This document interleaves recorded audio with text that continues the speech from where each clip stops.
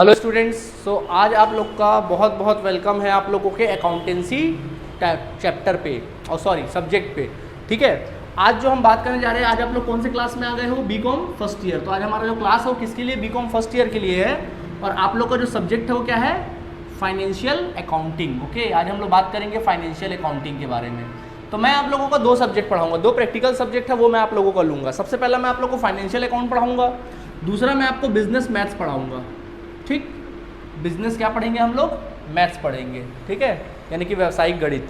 तो business maths और financial accounting मैं आप लोगों का सब्जेक्ट लूँगा प्रैक्टिकल में। बाकी तो आपके मतलब कॉलेज में कौन कौन से सब्जेक्ट है उसके बारे में अभी बता दूँ क्या? चलो अभी क्लास बता देता हूँ आपको पढ़ना क्या क्या पड़ेगा। तो आप लोगों का देखो सब्जेक्ट क्या क्या है। सबसे पहला है आप लोगों का फाइनेंशियल अकाउंटिंग, जो कि एक प्रैक्टिकल सब्जेक्ट है, पूरा फाइनेंशियल अकाउंटिंग रहेंगे इसमें। इसके बाद नंबर 2 होता है बिजनेस मैथ्स, ये भी एक प्रैक्टिकल सब्जेक्ट होता है। मैथमेटिक्स पढ़ेंगे। आप लोग बहुत खुश हो रहे थे ना कि हम कॉमर्स ले लिए, मैथ्स से छुटकारा मिला। तो इतना आसान नहीं है, मैथ्स से छुटकारा जीवन में नहीं मिलता।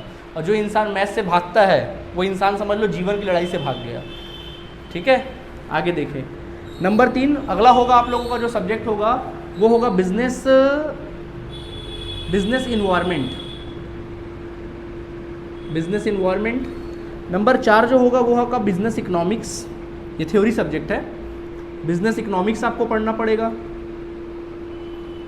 इसके बाद नंबर 5 जो सब्जेक्ट पढ़ना पड़ेगा and that is your business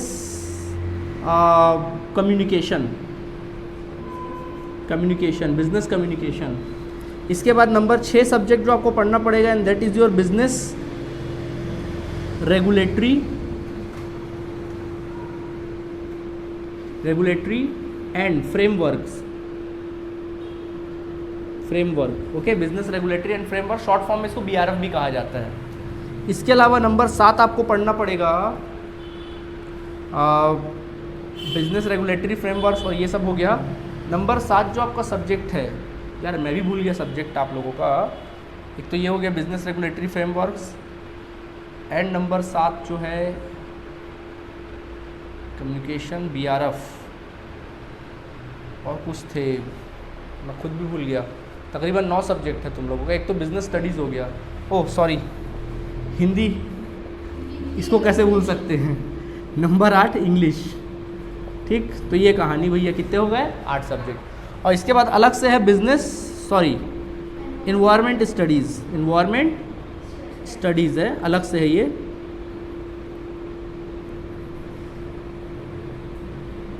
environment studies है, ठीक है, अलग से है, वो ऑप्शनल है। मतलब इसी साल पढ़ना, उसके बाद फिर अगले साल से आपको पढ़ने की ज़रूरत नहीं पड़ेगी। फर्स्ट ईयर पढ़ लो। हाँ, मतलब 3 में एक ही है, मतलब कुल मिला के आपका 9 सब्जेक्ट है कुल मिला के। समझ में आया? तो ये सब्जेक्ट है, इसमें से सभी के सभी 75 मार्क्स के होते हैं, सब के सब 75 मार्क्स के होते हैं। ठीक है, ये सभी 75 मार्क्स के होते हैं, ये भी 75 मार्क्स के, ये भी 75 और ये भी 75 मार्क्स के होते हैं। मिनिमम मार्क्स, पासिंग मार्क्स इसमें 26 होता है। हर एक का मिनिमम जो पासिंग मार्क्स होता है वो 76 होता है। ठीक है, 26 होता है। ठीक है, और एक और चीज़ है इसमें कि इसमें क्या एक ग्रुप बना हुआ है। अभी ग्रुप क्या है मुझे ग्रुप का तो मैं नहीं पता, क्योंकि ग्रुप में ऐसा होता है कि दो सब ये सब जो ये पेपर 1 पेपर 2 में आते हैं। मैं इसमें ध्यान नहीं देता और मैं चाहूँगा कि आप लोग भी ध्यान ना दो, तो आप ही लोग के लिए ज़्यादा बेनिफिशियल रहेगा वो। कारण उसका ये है, इसमें क्या कहानी मालूम है, हर एक सब्जेक्ट का ग्रुप बना हुआ, 2-2 का ग्रुप है ये। जैसे 2-2 का ग्रुप है। ग्रुप का ऐसा है कि देखो 2 पेपर है, पेपर 1 एक सब्जेक्ट, पेपर 2 2 सब्जेक्ट, ये 75 मार्क्स का, एक 75 मार्क्स का। मान लीजिए दोनों हैं, दोनों का मिला के कितने मार्क्स का हुआ? 150 का। इसमें 26 पाना पास है, इसमें 26 पाना पास है, लेकिन यहाँ पर आपको 52 पाना पास है। 52 या 50 पाना पास होता है पासिंग मार्क्स। मतलब ये है कि अगर आप दोनों का मिला के 150 में 52 या मोर देन 52 पा गए तो पास कहलाओगे। फॉर एग्जाम्पल, आपने कोई सब्जेक्ट में मान लो इसमें, जैसे मान लो एक सब्जेक्ट में आपने, पहले सब्जेक्ट में मान लो आपने पाया 2, सपोज 2 पाए, फेल हो गए। और दूसरे सब्जेक्ट में मान लीजिए आप पा गए 53, 75 में 53 पाए दूसरे सब्जेक्ट में, कुल मिला के कितना पाए? 55, आप पास कहलाओगे। मतलब एक सब्जेक्ट में अगर फेल हो गए, अगर उसके बाजू वाला सब्जेक्ट के साथ मेहनत कर लिए तो आप पास कहलाओगे, क्वालिफाई कहलाओगे। समझ में आया? लेकिन यार ये फालतू की बातें सब ना अच्छा नहीं लगता। इसमें क्या होता है ना, कई बार हम पेपर जानबूझ के पढ़ते नहीं, फिर हम लोग थोड़ा सा लेजी हो जाते हैं। अरे यार वो पेपर है ना, वाला पेपर में से बहुत अच्छा बनता है, चलो मैं उसमें मेहनत कर लूँगा, इसमें क्या ज़रूरत है। ऐसा करते हैं और कई बार वाला पेपर बिगड़ गया तो ज़्यादा अच्छा होगा सबको इंडिविजुअली रूप में देखो, क्योंकि मैं भी जब पढ़ता था मैं कभी कभी ऑप्शन मिल ही गया कि कौन किसके साथ जुड़ा हुआ, मुझे कभी पता नहीं चला ना मैंने कभी जानने की कोशिश की। बस मैंने ये जानने की कोशिश की कि भाई सब्जेक्ट क्या क्या है, और मैं अपने स्टूडेंट को भी यही बोलूँगा कि सब्जेक्ट क्या क्या है वो आप जानिए, किसके साथ कौन है यार, अपना फ़ायदा क्या है इसमें, तो इसलिए जानो मत ना, जानना चाहो, समझ में आए कौन किसके साथ है। आपको इंडिविजुअल हर एक को बराबरी से देखना है, कोई भेदभाव किसी के साथ नहीं करना। मैं आपको पढ़ाता हूँ तो भेदभाव करता हूँ क्या? हाँ बोल रहे हो, चलो ठीक, समझ में आया? नोट करना चाहो तो नोट कर लो। तो अच्छा सुन लो, ये प्रैक्टिकल है और ये प्रैक्टिकल है, बाकी सब्जेक्ट क्या है? थ्योरीज है। ओके चलिए नोट कर लीजिए।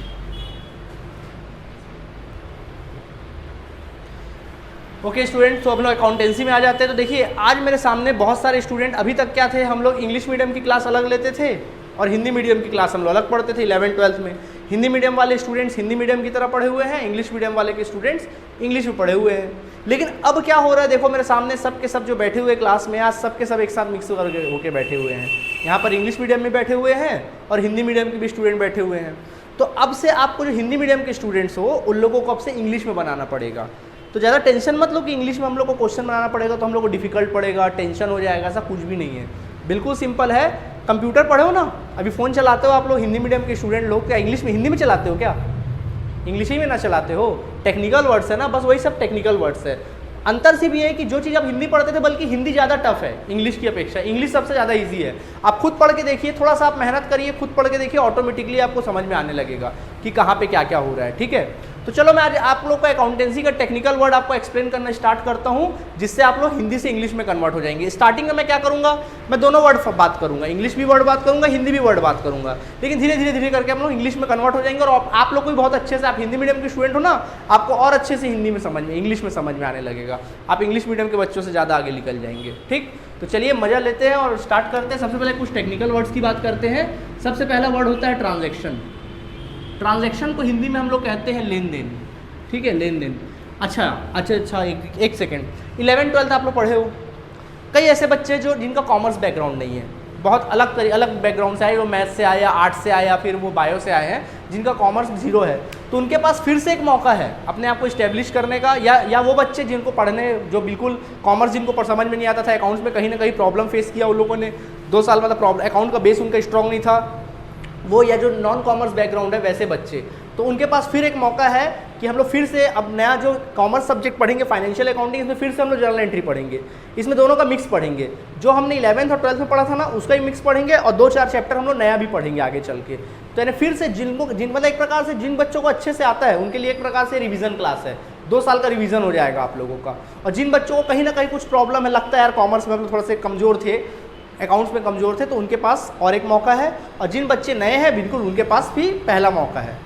कुछ बच्चों के पास 2 मौका है, कुछ बच्चों के पास एक ही मौका है। तो फिर से बेसिक से स्टार्ट करूंगा, मैं ये समझ के आपको पढ़ाऊंगा कि आपको अकाउंट्स में कुछ नहीं आता, फिर से मैं वैसे ही पढ़ाऊंगा, मैं ये समझ के पढ़ाऊंगा कि आपको कुछ नहीं आता। ठीक है, तो सबसे पहले अकाउंटेंसी में टेक्निकल वर्ड्स की बात करते हैं, एंड दैट इज योर लेन देन। लेन देन, कोई भी अकाउंट्स या सिस्टम जो स्टार्ट होता है कहाँ से चालू होता है? लेन देन से चालू होता है। अब जैसे लेन देन का मतलब क्या है, मैंने आपको पेन दिया और बदले में आपने मुझे क्या दे दिया? पैसे दे दिए, हुआ ट्रांजैक्शन। हर एक ट्रांजैक्शन का कितना इफेक्ट पड़ता है? डबल इफेक्ट पड़ता है। कितना इफेक्ट पड़ता है? डबल इफेक्ट पड़ता है। ठीक है, हर एक ट्रांजैक्शन का डबल इफेक्ट पड़ता है, इसी को ट्रांजैक्शन कहते हैं। आना या जाना होता है हर ट्रांजैक्शन में, डबल इफेक्ट क्रॉस करता है, इसको बोलते हैं ट्रांजैक्शन। ठीक है, इसके बाद बच्चों नंबर 2 होता है बिजनेस। बिजनेस का मतलब क्या होता है? हिंदी में इसको कहते हैं हम लोग व्यापार। देखो ऐसा कोई भी काम, ऐसा कोई भी वर्क जो आप प्रॉफिट अर्न करने के ऑब्जेक्ट से करते हो, ऐसा कोई भी काम, ठीक है, ऐसा कोई भी काम जो आप प्रॉफिट अर्न करने से, टू मेक प्रॉफिट, आप किस लिए कर रहे हो? उस काम को क्यों कर रहे हो? प्रॉफिट बनाने के लिए कर रहे हो, प्रॉफिट कमाने के लिए। सपोज आपने 10 रुपये का पेन खरीदा और उसको 12 रुपये में बेच दिया, क्या हुआ? 2 रुपये प्रॉफिट हुआ, प्रॉफिट कमाए, ये तुम्हारा बिजनेस है। क्या है ये? बिजनेस, इसको अपन बिजनेस कहते हैं। ठीक है, तो बिजनेस का मतलब यही होता है, क्लियर है? इसके बाद नंबर 3 वर्ड होता है परचेस। परचेस का मतलब होता है क्या? क्रय। आप बिजनेस के फील्ड में कोई भी चीज़ को खरीदो, कुछ भी चीज़ खरीदो, परचेस कहलाता है। ठीक है, कोई प्रॉपर्टी खरीदो या कुछ भी खरीदो, परचेस कहलाएगा, खरीदना। नंबर 4 होता है सेल्स। क्या होता है नंबर 4? सेल्स, यानी कि विक्रय। हिंदी में इसको कहते हैं अपन लोग क्या? विक्रय। कोई भी चीज़ को बेचो, उसको हम लोग क्या कहते हैं? विक्रय। समझ में आ गया? इसको हम लोग कहते हैं विक्रय। ठीक, बेचना, बेच देना। ओके, ठीक है। इसके बाद नेक्स्ट होता है number 5 purchase return. Purchase return, purchase return. अभी परचेस रिटर्न होता क्या है, देखो जब भी अकाउंट्स पढ़ोगे तो आप एक अकाउंट्स ना क्रिएटिव पर्सन लोग पढ़ सकते हैं। क्रिएटिव पर्सन जो कोई चीज़ को क्रिएट करते हैं, जैसे हम लोग कोई बात बोलते हैं तो आप उसको इमेजिन करना स्टार्ट कर देते हो ना। जैसे मैं बोलूँगा हेलीकॉप्टर उड़ रहा है, तुरंत आपके माइंड में क्या आ गया, हेलीकॉप्टर उड़ता हुआ सीन आ गया। वैसे ही आपको इमेजिन करना है। जैसे ही मैं बोलूँ परचेस ऑफ गुड्स, आपने माल खरीदा, तो इमेजिन करो, आप वर्ड में मत जाओ, आप इमेजिन करो कि मैं माल खरीद रहा हूँ। अपने आप को सोचना, एक कैरेक्टर में ढल के अपने आप को पढ़ना है। अकाउंटेंसी में हम लोग कैरेक्टर में ढलना पड़ता है, क्रिएट होना पड़ता है, क्रिएटिव होना पड़ता है। क्रिएटिव पर्सन होते हैं कुछ लोग, ठीक है, तो वही क्रिएटिव लोग ही इसको पढ़ पाते हैं। तो परचेस रिटर्न, तो देखिए मान लीजिए ये आप हो, सपोज ये कौन है, ये आप हो, ठीक है, और ये एक पर्सन है, एक बंदा है, इससे आपने माल खरीदा। आपने क्या किया, इससे माल परचेस कर लिया, खरीद लिया, इससे माल आपने क्या कर लिया, परचेस कर लिया। हिंदी मीडियम वाले स्टूडेंट लोग बिल्कुल अपने आप को हिंदी छोड़ देना, इंग्लिश की तरह समझना। कोई भाषा हम लोग समझते हैं ना, इंग्लिश सीखना कोई ये नहीं। आप लोग गलती क्या करते हो, कभी भी इंग्लिश सीखना है अगर आपको, हिंदी मीडियम स्टूडेंट या हिंदी जिसको हिंदी आता है उसको इंग्लिश सीखना है, तो हिंदी और इंग्लिश सिर्फ एक लैंग्वेज है और कुछ भी नहीं है, लैंग्वेज। अभी हिंदी आप लोग को आता है बोलना, हिंदी कैसे सीखे बोलना, बचपन में कोई ट्यूशन किए थे क्या, नहीं, कभी भी नहीं। क्यों ऐसा, हिंदी आप लोग वर्ड पावर, आप वर्ड कलेक्ट करके गए। बचपन से अपने माता पिता को, दोस्त यार को, भाई बहन को हिंदी बात करते देखे, वहाँ से वर्ड कैच कर लिए, वहाँ से वर्ड कैच कर लिए और फिर फटाफट बोलना चालू कर दिए। लेकिन इंग्लिश हम लोग नहीं बोल पाते, क्यों, क्योंकि हमारा एटमॉस्फेयर ही नहीं है वैसा, हमारा सर्कल ही नहीं है वैसा, तो हम कहाँ सुने। आप लंदन में रहिए जाके, 6 महीना रह जाओ, बहुत अच्छा इंग्लिश सीख जाओगे, क्योंकि आपके पास कोई चारा ही नहीं होगा इंग्लिश बोलने का। पहले टूटा फूटा बोलोगे, फिर बोलना चालू कर दोगे। असल में क्या होता है, लैंग्वेज एक तरह का फील होता है।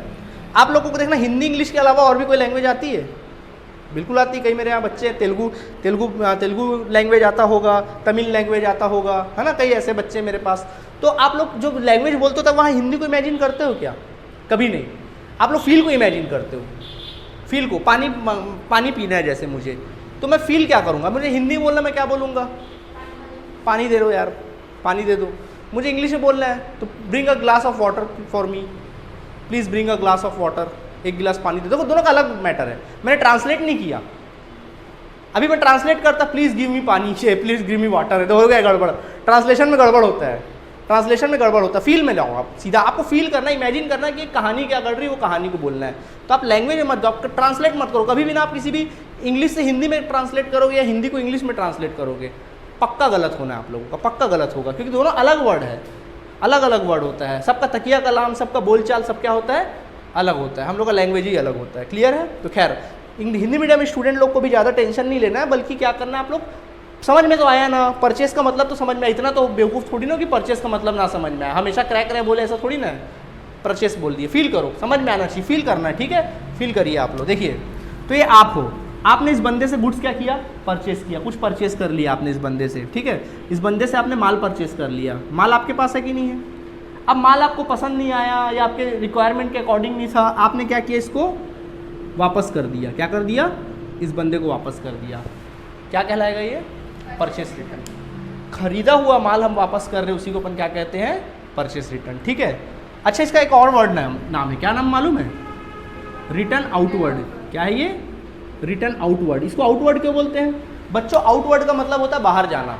आउटवर्ड का मतलब क्या होता है, बाहर जाना। देखो ये बाहर जा रहा है, देख लो, फील करो ना, माल खरीदे थे, माल आपके पास था, वापस कर रहे हो, बाहर जा रहा है, गया, बाहर जा रहा है, रिटर्न आउटवर्ड। क्या कहलाएगा, आउटवर्ड रिटर्न। यही कारण इसको आउटवर्ड, इमेजिन करना, आउटवर्ड रिटर्न क्यों बोल रहे हैं। नहीं तो जनरली कई लोग कंफ्यूज रहते हैं, रिटर्न आउटवर्ड बोलते हैं, हड़बड़ा जाते हैं, अरे अरे कैसा रिटर्न है, सेल्स रिटर्न है कि परचेस रिटर्न है। इमेजिन कर लो ना, माल बाहर जा रहा है, तो माल बाहर कब जाता है, रिटर्न के रूप में, जब वापस करते हो। और वापस कौन सा माल कर सकते हो आप, खरीदा ही हुआ तो माल वापस कर सकते हो, बेचा हुआ तो कर नहीं सकते। समझ आया कि नहीं आया।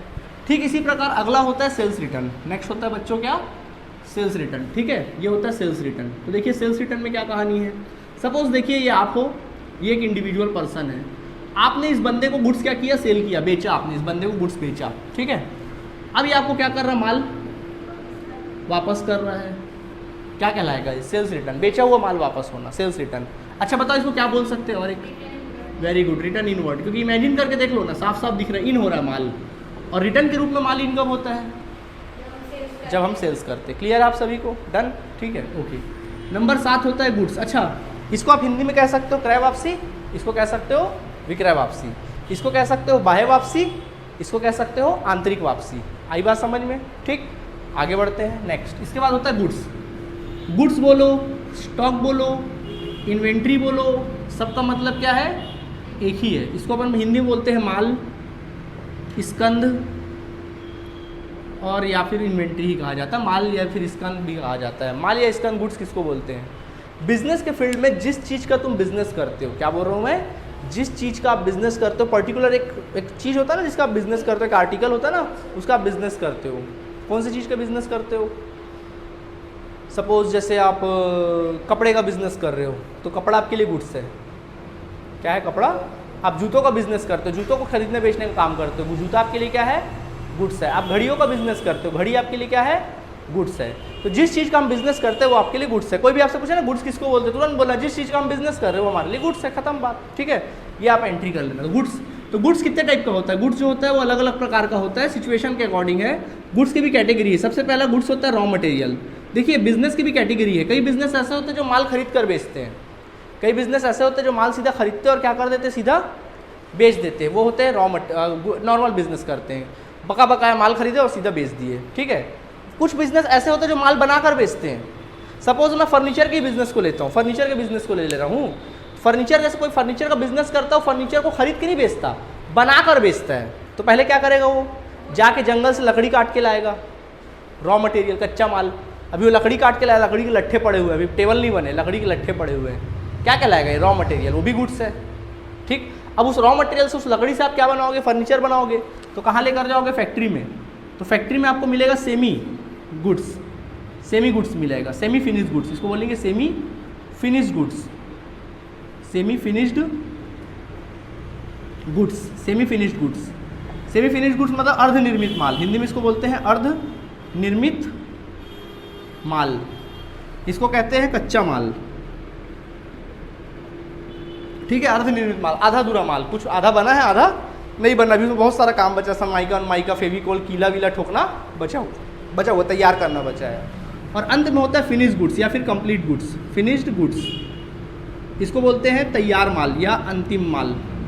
तैयार माल बोल लो या फिर क्या बोल लो, अंतिम माल भी बोल सकते हैं। समझ में आया? ठीक है। तो ये हो गया तुम्हारा क्या, गुड्स के बारे में एक्सप्लेनेशन। गुड्स का मतलब होता है, कोई दिक्कत है तो बोलो। ठीक है। इसके अलावा आपके बिजनेस में होते हैं एक्सपेंसेस। क्या होते हैं? एक्सपेंसेस। तो एक्सपेंसेस मतलब क्या होते हैं? व्यय, खर्चा, व्यय, खर्चा। खर्च किसको बोलते हैं? एक्सपेंसेस का मतलब क्या होता है? जब कभी कोई खर्चा करते हो तो बदले में सर्विस आती है आपके पास। जैसे मान लीजिए आप ऑटो में बैठे, अभी जैसे पेन खरीदे, सपोज पेन खरीदे, आपने मुझसे पेन खरीदा, बदले में पेन मिला, बदले में पैसा दिए, आना जाना हुआ, फिजिकल चीज़ गई, फिजिकल चीज़ आई। उसी जगह अगर मैं किसकी बात करूँ आप लोगों को, अगर मैं बात करता हूँ, जैसे मान लीजिए आप ऑटो में जा रहे हो, ऑटो में आप जा रहे हो, इमेजिन करो ऑटो में आप जा रहे हो, ऑटो से उतरे, सामने वाले को भाड़ा दिए, आपने बाकायदा नोट गिना और सामने वाले को पैसा क्या किया, दिया, 40 रुपये दे दिया सामने वाले को, 40 दे दिया, बदले में कुछ आया, सर्विस आई। मतलब जहाँ पे कुछ जा तो रहा है बट आ नहीं रहा है, आ रहा है लेकिन सर्विस आ रही है, वो हमको दिखाई नहीं दे रहा, फिजिकल चीज़ नहीं आ रहा है, फील हो रहा है हम लोग को, दिखाई दे रहा है, उसको बोलेंगे क्या, एक्सपेंसेस। आप मेरे पास पढ़ने आते हो तो मेरे पास पढ़ रहे हो, मुझे आप फीस देते हो, आपके पास से फिजिकल चीज़ तो जा रही है बट फिजिकल चीज़ आ रही है क्या, नहीं, बिल्कुल नहीं आ रही। बदले में आपको कोई फिजिकल चीज़ नहीं दे रहा हूँ, बदले में क्या दे रहा हूँ, नॉलेज दे रहा हूँ। अब वो कुछ आ भी रहा है, कुछ आप यहाँ गिरा दे रहे हो, कुछ जाते जाते रास्ते में गिरा दोगे, घर जाके देख रहे बैग खाली सब खाली है ना, जो दिए सब वेस्ट हो ना। जैसे अपन शक्कर खरीदे, नीचे से होल है, धीरे धीरे धीरे धीरे धीरे धीरे धीरे धीरे थैले में छेद था, घर जाते जाते वही चीज़ आप लोगों के साथ होता है, नॉलेज देते हैं, घर जाते जाते जाते जाते सब खाली है ना। उधर कुछ आधा दूर तो आधा तो एक तो इधर से साइंस से गोली टाइप निकला, इधर गोली निकला, 1-8 गोली लगा, 2-3 इधर लगा, फिर एक इधर लगा, फिर एक इधर से निकल गया है ना। जितना गया आधा दूरा गया, आधा दूरा बात सुनोगे तो कुछ नहीं मिलने वाला। तो एक्सपेंसेस समझ में आया कि एक्सपेंसेस, इंग्लिश में एक्सपेंसेस बोलते हैं बैग को, ठीक। इसके बाद नंबर होता है इनकम्स। क्या होता है, इनकम्स, यानी इसको बोलते हैं आय। इनकम में वही चीज़ होता है, इनकम में कैश आता है, सर्विस जाता है। इनकम में क्या होगा, कैश आता, सर्विस वाली बात आ जाती है, वहाँ पे इनकम होता है। समझ में आपको, इनकम हुआ, आपने किसी का काम किया बट फिजिकल चीज़ तो आया, कैश तो आया फिजिकल, लेकिन कुछ गया क्या आपके पास से, फिजिकल जाता नहीं है। समझ में आया, उसको इनकम बोलते हैं। क्लियर है आप लोगों को, ठीक है। वो आपकी क्या कहलाती है, इनकम कहलाती है। और क्या टेक्निकल वर्ड हो सकता है, सोचो। Loss, very good, loss. Loss का मतलब होता है हानि, हानि, लॉस सडनली हो जाता है। अच्छा, एक्सपेंसेस का मतलब क्या होता है, आप सोचे समझे करते हो, सोच समझ के करते हो एक्सपेंसेस, पता होता है। एक्सपेंसेस में क्या होता है कि मैंने कुछ किया है तो मतलब जैसे ही आप वो चीज़ को जैसे आप कुछ करते हो तो आपको पता होता है कि मुझे खर्चा करना पड़ेगा। सपोज आपने जैसे ही अपने घर में इलेक्ट्रिसिटी लगवाया, तुरंत आपको दिमाग में आ गया अगले महीने से बिल देना पड़ेगा।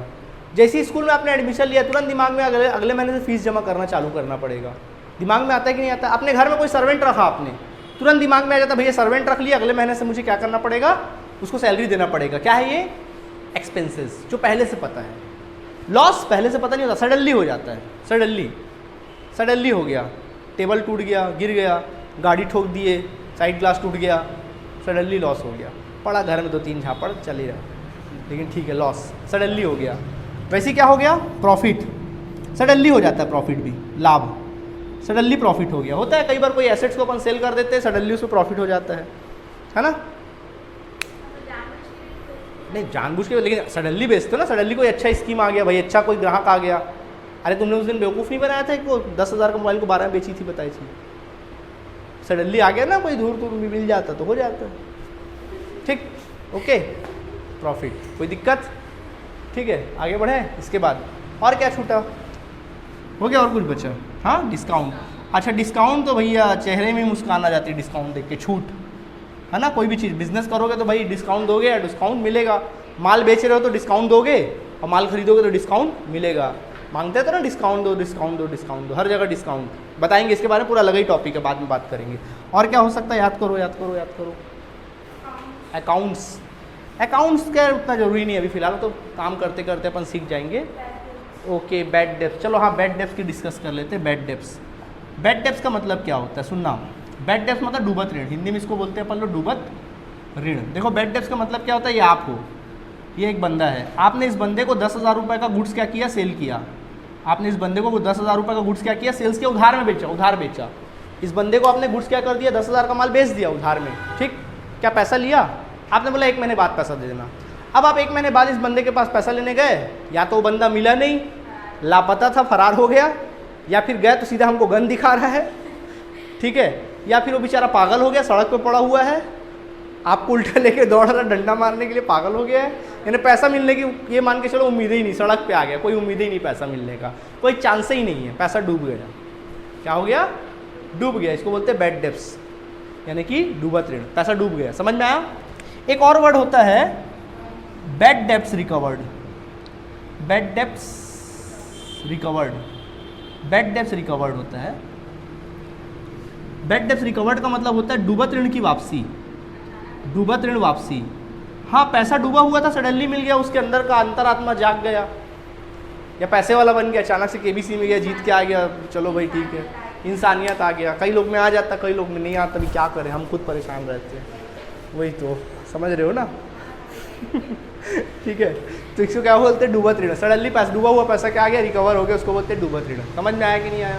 तो ये कुछ टेक्निकल वर्ड है। आज हमने देखा कि टेक्निकल वर्ड क्या क्या होते हैं, सब टेक्निकल वर्ड से। हाँ जी, नहीं ड्राइंग्स अलग से मैं एक्सप्लेन करूंगा, ड्राइंग्स वगैरह को, ड्राइंग्स कैपिटल अलग से। हाँ, इंसॉल्वेंट इसको बोलते हैं। ये जो बंदा है ना, ये बंदा डिफॉल्टर हो गया, इसी को बोलते हैं इंसॉल्वेंट। हाँ, इंसॉल्वेंट मतलब देने के काबिल नहीं है, पैसा देने के काबिल नहीं, उसको बोलते हैं इंसॉल्वेंट। डिफॉल्टर, इंसॉल्वेंट या क्या, डिफॉल्टर। सॉल्वेंट मतलब सक्षम है, सॉल्वेंट मतलब सक्षम मतलब देने के कगार पे है। इंसॉल्वेंट मतलब असक्षम, मतलब देने के लायक नहीं है वो। ठीक है, नोट कर लीजिए इसको, फिर बात करते हैं। तो देखिए, हम लोगों ने टेक्निकल वर्ड्स के बारे में जान लिया। कल के क्लास में मैं आप लोग को एसेट्स और लायबिलिटी के बारे में बताऊंगा, यानी कि संपत्ति और दायित्व के बारे में बताऊंगा। ओके, बिल्कुल बेस से पढ़ रहे हैं, टेंशन मत लो, फिर से नया रीस्टार्ट करेंगे अपन लोग। ओके, जैसे आप अपने फ़ोन को रिबूट करते हो ना, बस वैसे ही हम लोग भी अपने पढ़ाई को थोड़ा सा रिबूट करेंगे अभी। Okay, thank you.